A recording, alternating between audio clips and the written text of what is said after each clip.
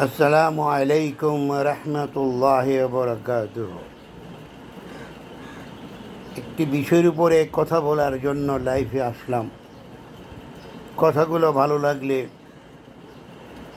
Share করবেন, like দিবেন, comment করবেন। ফেসবুক একটা ভিডিওতে দেখলাম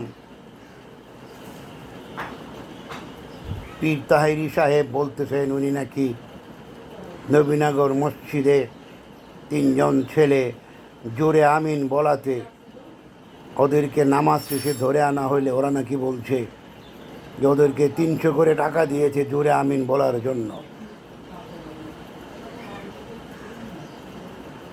পীর তাহেরি সাহেব মাদ্রাসায় লেখাপড়া করেছেন, তারপরও সত্যটাকে মিথ্যা বলে প্রতিষ্ঠিত করার জন্য বিভিন্ন মাহফিলে কেন চেষ্টা করেন? অসংখ্য হাদিস দ্বারা প্রমাণিত শব্দ করে আমিন বলতে হবে, নিঃশব্দে আমিন বলার কোনো দলিল এই পৃথিবীতে নাই।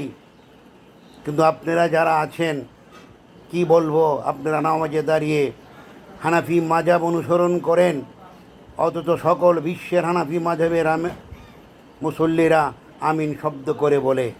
নিঃশব্দে আমিন বলার কোনো দলিল নাই। আপনি কি জানেন নবী করিম সাল্লাল্লাহু আলাইহি সাল্লামের একটি সুন্নাহকে যে মিটিয়ে দিতে চায় তার জন্য জাহান্নামের আগুন অবধারিত। অর্থের লোভে তুমি যেই পথে পা বাড়িয়েছ তুমি ধ্বংস হবে নিঃসন্দেহে। বলে এখনও সময় আছে, তৌবা করে সঠিক পথে এসো, সহিশুদ্ধ কোরআন হাদিস মানার চেষ্টা করো। এই বলে আমি আমার বক্তব্য শেষ করলাম। আসসালামু আলাইকুম রহমতুল্লাহ বরকাতুহ।